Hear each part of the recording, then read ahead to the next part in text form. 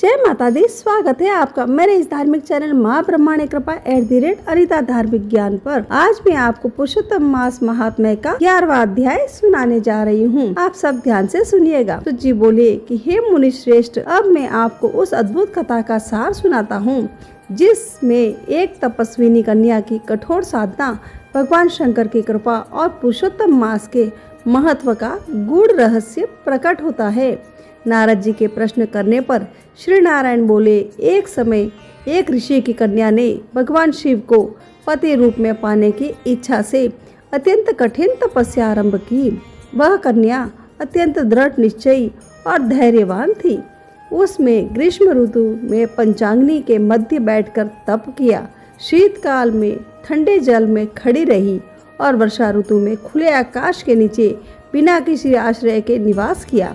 इस प्रकार उसने हजारों वर्षों तक तप करते हुए अपने शरीर को क्षीण कर लिया, परंतु उसकी भक्ति और संकल्प अडिग रहे। उसकी ऐसी कठोर तपस्या को देखकर देवराज इंद्र भी चिंतित हो उठे, किंतु वह कन्या अपने लक्ष्य से तनिक भी विचलित नहीं हुई। अंततः उसकी तपस्या से प्रसन्न होकर भगवान शंकर उसके समक्ष प्रकट हुए।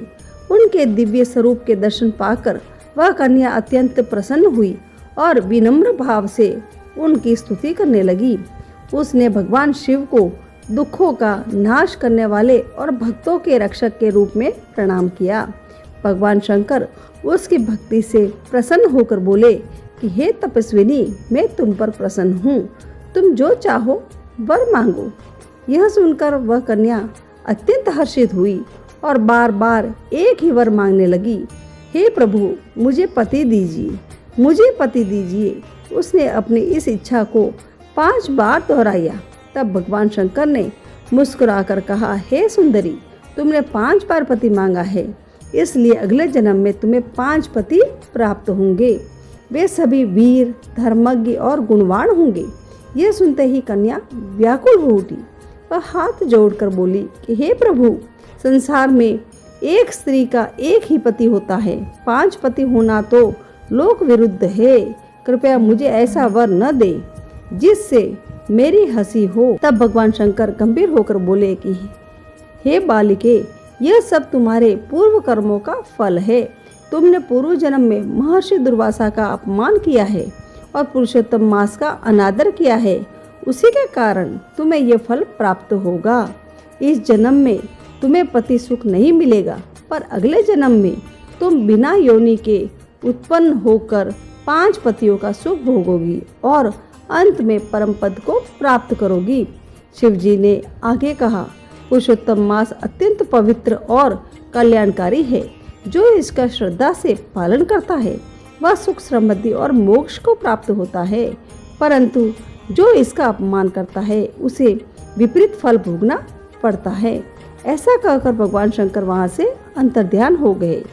उनके चले जाने पर वह कन्या अत्यंत ही दुखी और चिंतित हो गई, मानो कोई मृगी अपने समूह से बिछुड़ गई हो।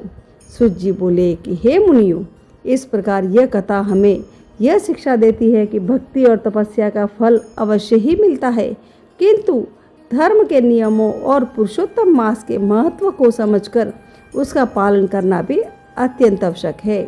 इस प्रकार मेरे पुरुषोत्तम मास का 11वां अध्याय समाप्त हुआ। आपको 12वां अध्याय सुनने के लिए मेरे इस धार्मिक चैनल माँ ब्रह्मांड कृपा @अनिता धार्मिक ज्ञान चैनल को सब्सक्राइब जरूर करना होगा और मेरे इस वीडियो को लाइक, शेयर और अपने दोस्तों के साथ जरूर शेयर करें। हम बात करते हैं पुरुषोत्तम मास की एकादशी की, जो कि ज्येष्ठ मास में अधिक मास या पुरुषोत्तम मास के शुक्ल पक्ष की एकादशी को पद्मिनी एकादशी कहा जाता है। चूँकि अधिक मास हर 3 साल में एक बार आता है, इसलिए इस एकादशी का महत्व बाकी सभी एकादशियों से कहीं अधिक माना गया है। यह एकादशी ज्येष्ठ मास या पुरुषोत्तम मास में आती है, जो धार्मिक दृष्टि से अत्यंत शुभ होती है। यह समय धार्मिक अनुष्ठानों का माना गया है, अतः इस दिन की गई पूजा और दान का फल सभी प्रकार के पापों से मुक्ति दिलाता है। 3 साल में एक बार आने वाला दुर्लभ महाव्रत, यह एकादशी हर साल नहीं आती, यह केवल अधिक मास मल मास में ही आती है, जो 3 साल के अंतराल पर पड़ता है। इस वजह से इस व्रत को करने का अवसर बेहद भाग्य से मिलता है। पौराणिक कथाओं के अनुसार भगवान श्री कृष्ण ने अर्जुन को इस व्रत की महिमा बताते हुए कहा था कि जो पुण्य सभी यज्ञों, तपस्याओं और तीर्थ यात्राओं से नहीं मिलता, वह अकेले पद्मिनी एकादशी का व्रत रखने से मिल जाता है। इस व्रत को करने से व्यक्ति की सभी मनोकामनाएं पूर्ण होती है। और प्राचीन काल में कार्तिवीर्य अर्जुन सहस्त्रार्जुन के माता पिता ने संतान प्राप्ति के लिए यह व्रत किया था, जिसके प्रभाव से उन्हें अत्यंत शक्तिशाली पुत्र की प्राप्ति हुई थी। धार्मिक मान्यताओं के अनुसार पद्मिनी एकादशी का व्रत करने वाले साधक के जीवन में सभी पाप धुल जाते हैं और मृत्यु के बाद उसे सीधे विष्णु लोक यानी वैकुंठ लोक का स्थान मिलता है। अधिक मास के स्वामी भगवान विष्णु है। इस दिन विष्णु जी के साथ माता लक्ष्मी जी का विशेष पूजन करने से घर की दरिद्रता हमेशा के लिए समाप्त हो जाती है और आर्थिक संकट भी दूर होते हैं। पद्मिनी एकादशी का व्रत अन्य एकादशियों की तुलना में थोड़ा कठिन होता है और इसके नियमों का कड़ाई से पालन करना भी अनिवार्य है। व्रत की शुरुआत दशमी के दिन यानी एकादशी के एक दिन पहले की रात से ही शुरू हो जाते हैं। दशमी की रात को कांसे के बर्तन में भोजन नहीं करना चाहिए और मांस, मदिरा, मसूर की दाल, प्याज, लहसुन जैसे तामसिक भोजन से पूरी तरह से दूरी बना लेनी चाहिए। भगवान श्री कृष्ण कहते हैं कि दोनों पक्षों की एकादशी समान रूप से कल्याणकारी करने वाली है, लेकिन इसमें शुक्ल पक्ष और कृष्ण पक्ष का कोई भेद नहीं करना चाहिए। यदि उदय काल में थोड़ी सी एकादशी, मध्य में पूरी द्वादशी और अंत में किंचित त्रयोदशी हो तो वह त्रिस्पर्शा एकादशी कहलाती है और वह भगवान को बहुत ही प्रिय है। और भगवान श्री कृष्ण कहते हैं कि पहले दिन में और रात में भी एकादशी हो तथा दूसरे दिन केवल प्रातः काल एक दंड एकादशी रहे तो पहली तिथि का परित्याग करके दूसरे दिन की द्वादशी युक्त एकादशी को ही उपवास करना चाहिए। यह विधि दोनों एकादशी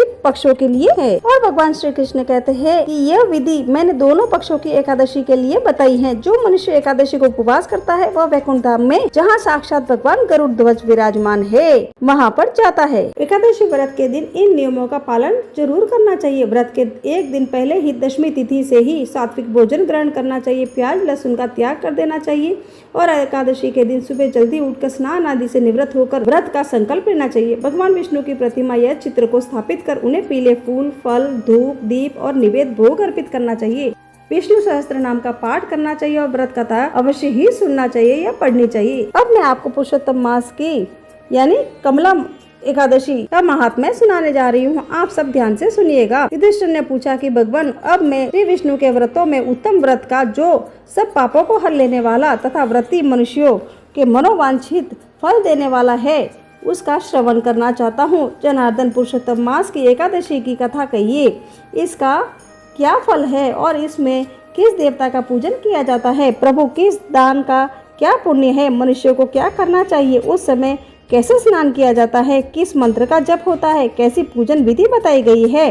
पुरुषोत्तम यानी पुरुषोत्तम मास में किस अन्न का भोजन उत्तम है? श्री भगवान कृष्ण बोले कि हे राजेंद्र, अधिक मास में आने पर जो एकादशी होती है वह कमला नाम से प्रसिद्ध है। वह तिथियों में से उत्तम तिथि है। उसके व्रत के प्रभाव से लक्ष्मी अनुकूल होती है। उस दिन ब्रह्म मुहूर्त में उठकर भगवान पुरुषोत्तम का स्मरण करे और विधि पूर्वक स्नान करके व्रती पुरुष व्रत का नियम ग्रहण करे। घर पर जप करने का 1 गुना, नदी के तट पर 2 गुना और गौशाला में 1000 गुना, अग्निहोत्र में 1100 गुना, शिव के क्षेत्रों में, तीर्थों में, देवताओं के निकट तथा तुलसी के समीप लाख गुना और भगवान विष्णु के निकट अनंत गुना फल मिलता है। अवंतीपुरी में शिव शर्मा नामक एक श्रेष्ठ ब्राह्मण रहते थे। उनके 5 पुत्र थे। इनमें से जो सबसे छोटा था वह पापाचारी हो गया, इसलिए पिता तथा स्वजनों ने उसे त्याग दिया। अपने बुरे कर्मों के कारण निर्वासित होकर वह बहुत दूर वन में चला गया। देवयोग से एक दिन वह तीर्थराज प्रयाग में जा पहुंचा। भूख से दुर्बल शरीर और दीन मुख लिए उसने त्रिवेणी में स्नान किया। फिर क्षुधा से पीड़ित होकर वहाँ मुनियों के आश्रम खोजने लगा। इतने में उसे वहाँ हरिमित्र मुनि का उत्तम आश्रम दिखाई दिया। पुरुषोत्तम मास में वहाँ बहुत से मनुष्य एकत्र हुए। आश्रम पर पापनाशक कथा कहने वाले ब्राह्मणों के मुख से उसने श्रद्धा पूर्वक कमला एकादशी की महिमा सुनी, जो परम पुण्यमयी तथा भोग और मोक्ष प्रदान करने वाली है। जय शर्मा ने विधि पूर्वक कमला एकादशी की कथा सुनकर उन सबके साथ मुनि के आश्रम पर ही व्रत किया। जब आधी रात हुई तो भगवती लक्ष्मी उसके पास आकर बोली कि हे ब्राह्मण, इस समय कमला एकादशी के व्रत के प्रभाव से मैं तुम पर बहुत ही प्रसन्न हूँ। देवादिदेव श्री हरि की आज्ञा पाकर वैकुंठ धाम से आई हूँ। मैं तुम्हें वर देती हूँ। ब्राह्मण बोला कि माता लक्ष्मी, यदि आप मुझ पर प्रसन्न है तो यह व्रत बताइए जिसकी कथा वार्ता में साधु ब्राह्मण सदा संलग्न रहते हैं। लक्ष्मी ने कहा कि हे ब्राह्मण, एकादशी व्रत का महात्म्य श्रोताओं के सुनने योग्य सर्वोत्तम विषय है। यह पवित्र वस्तुओं में सबसे उत्तम है। इससे दुख स्वप्न का नाश तथा पुण्य की प्राप्ति होती है, अतः इसका यत्न पूर्वक श्रवण करना चाहिए। उत्तम पुरुष श्रद्धा से युक्त हो। एक या आधे श्लोक का पाठ करने से भी करोड़ महापातकों से तत्काल मुक्त हो जाता है। जैसे मासों में पुरुषोत्तम मास, पक्षियों में गरुड़ तथा नदियों में गंगा श्रेष्ठ है, उसी प्रकार तिथियों में द्वादशी तिथि उत्तम है। समस्त देवता आज भी एकादशी व्रत के ही लोभ से भारतवर्ष में जन्म लेने की इच्छा रखते हैं। देवगण सदा ही रोग शोक से रहित भगवान नारायण का पूजन करते हैं। जो लोग मेरे प्रभु भगवान नारायण के नाम का सदा भक्ति पूर्वक जप करते हैं, उनके ब्रह्म नारायण के नाम का सदा भक्ति पूर्वक जप करते हैं, उनके ब्रह्मा आदि देवता सर्वदा पूजा करते हैं। जो लोग श्री हरि के नाम जप में संलग्न हैं, उनकी लीला कथाओं के कीर्तन में तत्पर हैं तथा निरंतर श्री हरि की पूजा में प्रवृत्त रहते हैं, वे मनुष्य कलयुग में कथार्थ हैं। यदि दिन में एकादशी और द्वादशी हो तथा रात्रि में बीते बीते त्रयोदशी आ जाए, तो उस त्रयोदशी के पारण में 100 यज्ञों का फल प्राप्त होता है। व्रत करने वाला पुरुष चक्र सुदर्शन धारी देवादिदेव श्री विष्णु के समक्ष निम्नांकित मंत्र का उच्चारण करके भक्ति भाव से संतुष्ट चित्त होकर उपवास करे। वह मंत्र इस प्रकार है। एकादश्याम निराहारम हित्वाहम परेहिनी भोक्ष्यामि पुंडरीकाक्ष शरणम में भवाच्युत। कमल नयन भगवान अच्युत में एकादशी को निराहार रहकर दूसरे दिन भोजन करूंगा, आप मुझे शरण दे। तत्पश्चात व्रत करने वाला मनुष्य मन में इंद्रियों को वश में करके गीत वाद्य नृत्य और पुराण पाठ आदि के द्वारा रात्रि में भगवान समक्ष जागरण करे। फिर द्वादशी के दिन उठकर स्नान के पश्चात जितेंद्रिय भाव से विधि पूर्वक श्री विष्णु की पूजा करे। एकादशी को पंचामृत से जनार्दन को नहलाकर द्वादशी को केवल दूध में स्नान कराने से श्री हरि का सायुज्य प्राप्त होता है। पूजा करके भगवान ने से इस प्रकार प्रार्थना करे कि हे केशव, मैं अज्ञान रूपी रतौंधी से अंधा हो गया हूँ, आप इस व्रत से प्रसन्न हो और प्रसन्न होकर मुझे ज्ञान दृष्टि प्रदान करे। इस प्रकार देवताओं के स्वामी देवादिदेव भगवान गदाधर से निवेदन करके भक्ति पूर्वक ब्राह्मणों को भोजन करवाए तथा उन्हें दक्षिणा दे। इसके बाद भगवान नारायण के शरणागत होकर बलि वैश्वदेव की विधि से पंच महायज्ञों का अनुष्ठान करके स्वयं मौन हो अपने बंधु बांधवों के साथ भोजन करे। इस प्रकार जो शुद्ध भाव से पुण्यमय एकादशी का व्रत करता है, वह पुनरावृत्ति से रहित वैकुंठ धाम को प्राप्त होता है। ऐसा कहकर तब भगवान श्री कृष्ण कहते हैं कि राजन, ऐसा कहकर लक्ष्मी देवी उस ब्राह्मण को वरदान दे अंतर्ध्यान हो गई। फिर वह ब्राह्मण भी धनी होकर पिता के घर पर आ गया। इस प्रकार जो कमला का उत्तम व्रत करता है तथा एकादशी के दिन इसका महात्म्य सुनता है, वह सब पापों से मुक्त हो जाता है। अब मैं आपको पद्मिनी एकादशी की व्रत की कथा सुनाती हूँ, आप ध्यान से सुनिएगा। पौराणिक कथा के अनुसार त्रेता युग में महिष्मती नगरी के राजा कीर्तिवीर्य राज्य करते थे। उनके कई रानियां थी, लेकिन बहुत वर्षों तक तपस्या और यज्ञ करने के बाद भी उन्हें कोई संतान प्राप्त नहीं हुई। राजा के कोई उत्तराधिकारी न होने के कारण प्रजा और राज्य के मंत्री भी चिंतित रहते थे। राजा ने संतान सुख पाने के लिए अपना सारा राजपाट छोड़ दिया और वन में जाकर गंधमादन पर्वत पर कठोर तपस्या करने का निर्णय लिया। राजा के साथ उनकी धर्मपत्नी रानी पद्मिनी भी गई। दोनों ने हजारों वर्षों तक निराहार रहकर भयंकर तपस्या की, परंतु फिर भी भगवान विष्णु प्रकट नहीं हुए। यह देखकर रानी पद्मिनी ने सती अनसुईया से मदद मांगी। तब माता अनसुईया ने उन्हें अधिक मास पुरुषोत्तम मास के शुक्ल पक्ष की एकादशी व्रत करने की विधि बताई। माता अनसुईया ने कहा कि यह व्रत हर 3 साल में एक बार आता है और इसे करने से भगवान विष्णु बहुत ही जल्दी प्रसन्न होकर सभी मनोकामनाएं पूरी करते हैं। रानी पद्मिनी ने विधि विधान और पूरी निष्ठा के साथ पुरुषोत्तम मास की पद्मिनी एकादशी का व्रत किया। व्रत के प्रभाव से भगवान विष्णु प्रसन्न हुए और प्रकट होकर रानी को वरदान मांगने को कहा। रानी ने अपने लिए न मांगकर अपने पति राजा कीर्तिवीर्य के लिए एक वीर और तेजस्वी पुत्र का वरदान मांगा। भगवान विष्णु ने तथास्तु कहा और आशीर्वाद दिया। इसके प्रभाव से उन्हें एक ऐसा अत्यंत पराक्रमी पुत्र प्राप्त हुआ जिससे तीनों लोगों को जीत लिया था। रानी पद्मिनी के नाम पर ही इस व्रत को पद्मिनी एकादशी कहा गया है। इस व्रत कथा को पढ़ने या सुनने से वाजपेयी यज्ञ के समान पुण्य फल प्राप्त होता है। इस प्रकार मेरी पद्मिनी एकादशी का महात्म्य और कथा संपूर्ण हुई। अधिक मास के शुक्ल पक्ष की पावन पद्मिनी यानी कमला एकादशी का व्रत बहुत ही दुर्लभ और फलदायी माना गया है। कहा जाता है कि इस दिन व्रत और कथा सुनने से भगवान विष्णु और माता लक्ष्मी जी की विशेष कृपा प्राप्त होती है। पुरुषोत्तम मास की कथा आप भी सुनिए और अपने भाई बंधुओं को भी शेयर करें ताकि उनको भी इस कथा का लाभ मिल सके और आप भी पुण्य के भागी बन सके। अगर आपने मेरी ये कथा यानी भगवान श्री कृष्ण की कथा सच्चे मन से सुनी है तो आप मेरे इस वीडियो को लाइक करें, शेयर करें और मेरे चैनल धार्मिक टेल्स को सब्सक्राइब करना मत भूलें। अब मैं आपको विनायक जी की कहानी सुनाती हूँ। एक भाई बहन थे। बहन का नियम था कि भाई का मुंह देखकर ही खाना खाती थी। रोज उठती, काम करती, भाई का मुंह देखने जाती। रास्ते में खिजड़ी के झाड़ के नीचे विनायक जी की मूर्ति तुलसी माता हरी भरी थी। पतवारी दही दूध के हिंडोले ले रही थी। ऊपर सूरज भगवान तप रहे थे। वो भाई का मुंह देखने जाती और कहती, भगवान मेरे भाई को अमर सुहाग और अमर पियर वासा देना। ऐसा कहती और आगे जाती। रास्ते में झाड़ झंखाड़ थे जिससे उसके पैर में कांटे चुभते थे। घर गई, भाई का मुंह देखा और बैठी। भाभी ने पूछा, भाई जी पैरों में क्या हुआ है? तो ननद बोली, रास्ते में झाड़ के कांटे चुभ गए। ऐसा कहकर वो वापस अपने घर आ गई। भाभी पति को कहने लगी कि रास्ता साफ करवा दो, आपकी बहन के पैर में कांटे चुभते हैं। भाई ने कुल्हाड़ी लेके रास्ता साफ किया, सारे झाड़ तोड़ दिए, जिससे विनायक जी पतवारी का स्थान उठा दिया। भगवान रुष्ट हो गए, उसे वहीं सोता रख दिया। पत्नी रोने लगी, लोग लाचार करके ले जाने लगी तो पत्नी बोली कि रुक जाओ, मेरी ननद अभी आती ही होगी। वह अपने भाई का मुंह देखे बिना कुछ नहीं खाती, उसके नियम है, इसके बिना वो खाना भी नहीं खाती। लोग बोले, आज और मुंह देख लेगी, कल कैसे देखेगी? तब कुछ बुजुर्ग आदमी कहने लगे कि थोड़ी देर और ठहर जाओ भाई, क्या बिगड़ता है। बहन रोज की तरह भाई का मुंह देखने निकली तो सारा रास्ता साफ किया हुआ देखा तो उसने वापस खिजड़ी की डाली लगाई, 7 कंकड़ लेके पतवारी बिठाई। तुलसी माता रोपी, पैर पकड़कर सबको बोली कि भगवान अमर सुहाग देना, अमर पियर वासा देना। इतना कह के वो आगे चली। भगवान विचार करने लगे कि इसकी नहीं सुनी तो अपने को कौन मानेगा। भगवान ने उसे आवाज़ दी, बेटी वापस आकर खिजड़ी की 7 पत्तियां ले जाकर तेरे भाई के कच्चे दूध में घोल कर छींटे देना, वो उठकर बैठ जाएगा। बहन ने सुना तो पीछे मुड़कर देखा कि वहाँ कोई नहीं था, पर उसने सोचा सुना जैसा कर लेती हूँ। 7 पत्तियां लेकर वो भाई के घर आई। देखा तो भाभी रो रो कर बुरा हाल हो रहा था। लोग बैठे हुए थे, भाई की लाश रखी हुई थी। तो वो घर में गई, दूध की चरी लाई, उसमें पत्तियां घोली, भाई के शरीर पर अमृत के छींटे दिए।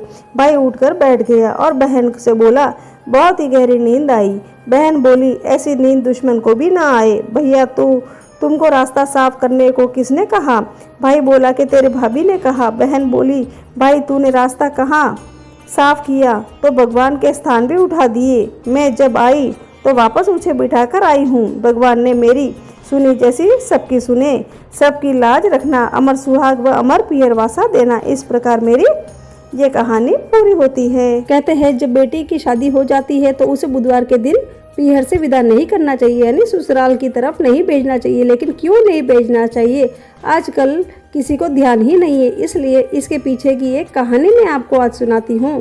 आप ये कहानी जरूर सुनिए और अपने कमेंट जरूर शेयर करिए। ये कहानी है बुधवार की, बुध देव की कहानी है। आप ध्यानपूर्वक सुनिएगा। एक व्यक्ति अपनी पत्नी को विदा करवाने ससुराल गया। कुछ दिवस रहने के पश्चात उसने सास ससुर से अपनी पत्नी को विदा करने के लिए कहा, किंतु सास ससुर तथा अन्य संबंधी ने कहा कि आज तो बुधवार का दिन है, आज के दिन गमन नहीं करते, यानी वहाँ से रवाना नहीं होते। वह व्यक्ति यात्रा नहीं करनी चाहिए। वह व्यक्ति नहीं माना और हट करके बुधवार के दिन ही पत्नी को विदा करवाकर अपने नगर को चल पड़ा। राह में उसकी पत्नी को प्यास लगी तो उसने अपने पति से कहा कि मुझे बहुत जोर से प्यास लगी है। वह व्यक्ति लोटा लेकर गाड़ी से उतर कर जल लेने के लिए चला गया। जब वह जल लेकर लौटा तो अपनी पत्नी के निकट आया तो वह देखकर आश्चर्यचकित रह गया कि ठीक उसकी जैसी सूरत तथा वैसे ही वेशभूषा वाला एक व्यक्ति उसकी पत्नी के पास निकट खड़ा है और बैठा हुआ है। तो उसने क्रोध में दूसरे व्यक्ति से पूछा कि तू कौन है जो मेरी पत्नी के निकट बैठा है। दूसरा व्यक्ति बोला कि तू बता, तू कौन है? ये तो मेरी पत्नी है, मैं अभी अभी इसे ससुराल से विदा करवा कर ला रहा हूँ। वे दोनों परस्पर झगड़ा करने लगे। तभी राज्य के सिपाही आए और उन्होंने लौटे वाले व्यक्ति को पकड़ लिया तथा स्त्री से पूछा कि तुम्हारा असली पति कौन सा है।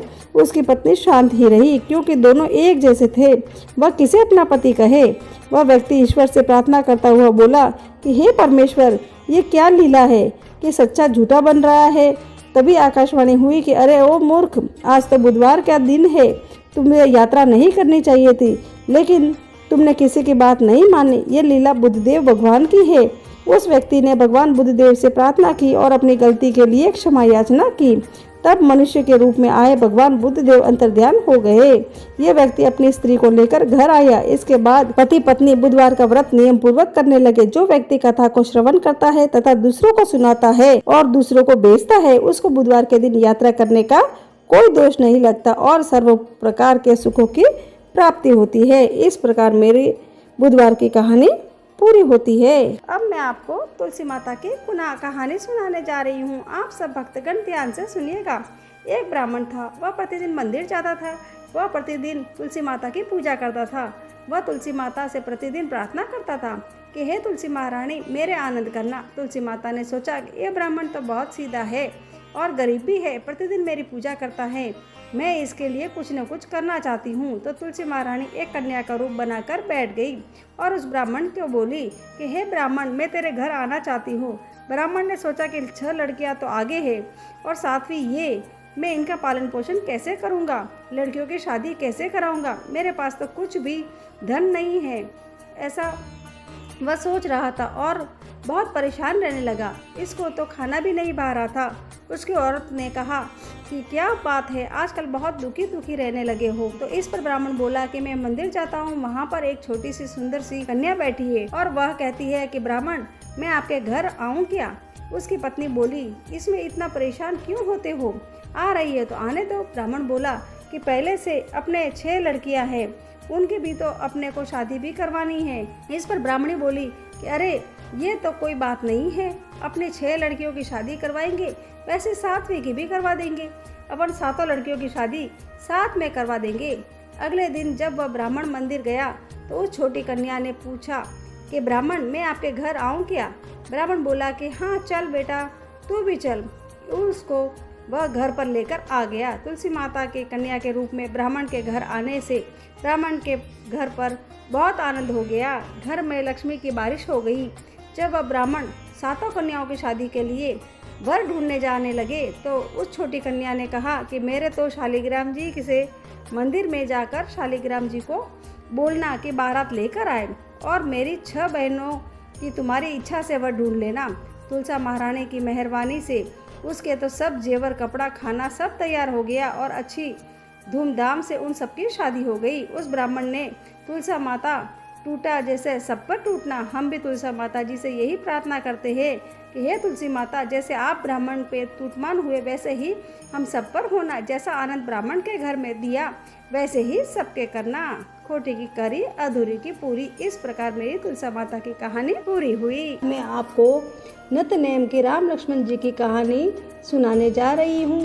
मेरी कहानी इस प्रकार है। आप इस कहानी को पूरा सुनिए और अपने परिवारजनों के साथ जरूर शेयर करें। यह कहानी सीता माता कहती थी और श्री राम इसे सुना करते थे। एक दिन श्री राम भगवान को किसी काम के लिए बाहर जाना पड़ गया तो सीता माता कहने लगी कि भगवान, मेरा तो 12 वर्ष का नित्यनेम है, आप बाहर जाएंगे तो मैं अपनी कहानी किसे सुनाऊंगी? श्री राम ने कहा कि तुम कुएं की पाल पर जाकर बैठ जाना और वहाँ जो औरतें पानी भरने आएगी उन्हें अपनी कहानी सुना देना।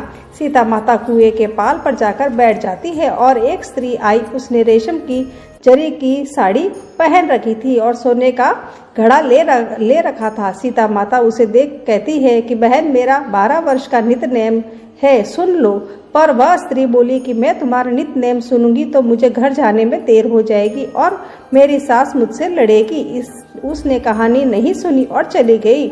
उसकी रेशम जरी की साड़ी फट गई, सोने का घड़ा मिट्टी के घड़े में बदल गया।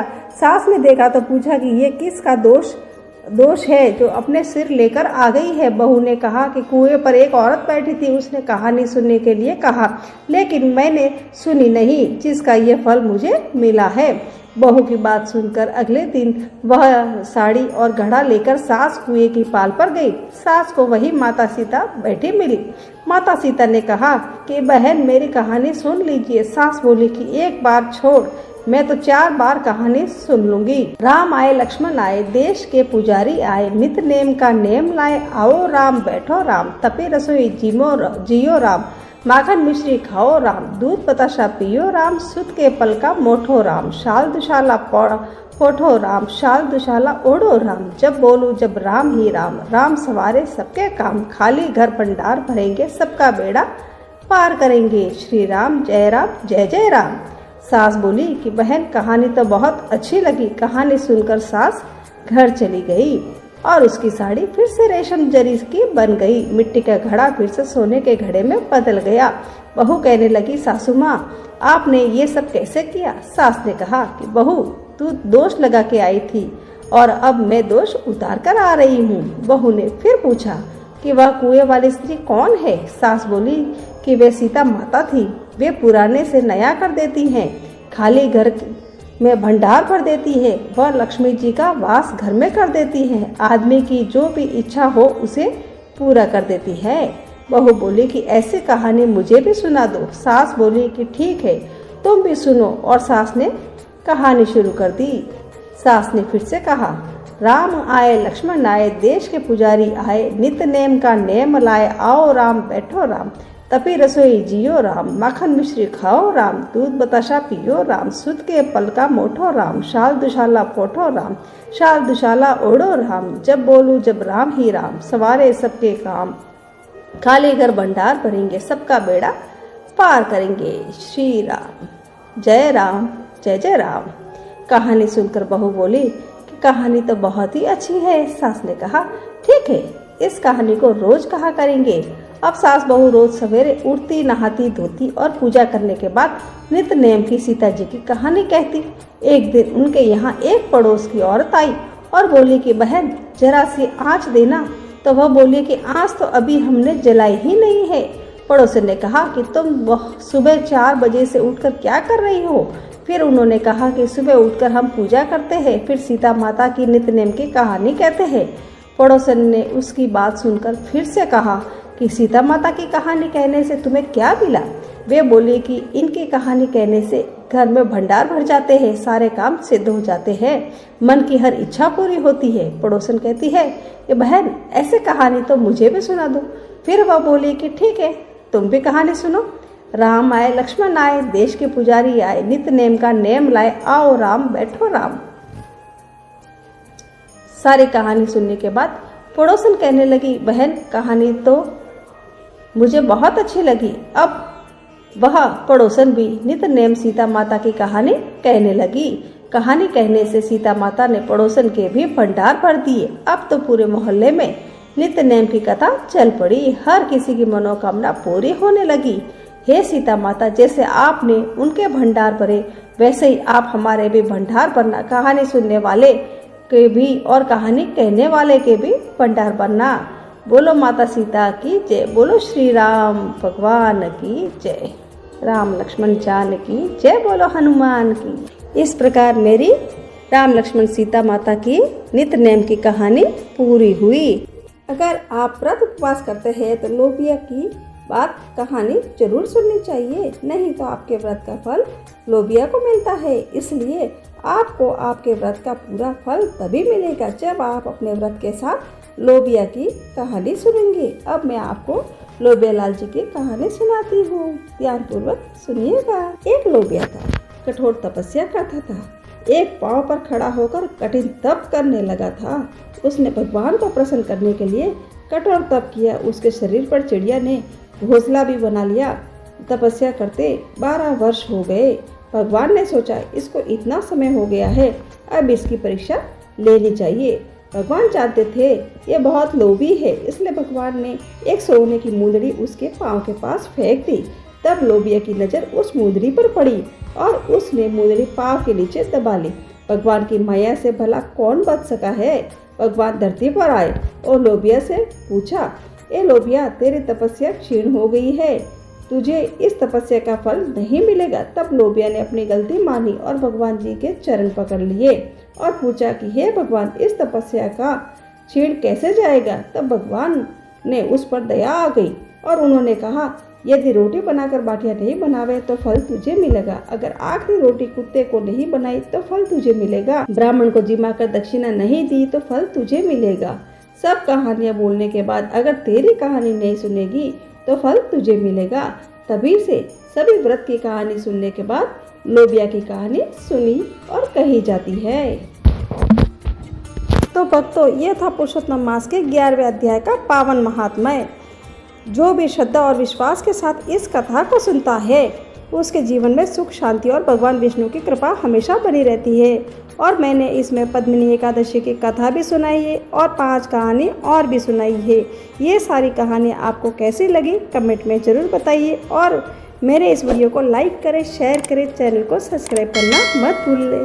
भक्तों, अगर आप भी भगवान विष्णु की कृपा पाना चाहते हैं तो कमेंट में जय श्री हरि जरूर लिखिएगा। मिलते हैं अगले अध्याय के साथ। जय श्री कृष्णा, जय माता दी।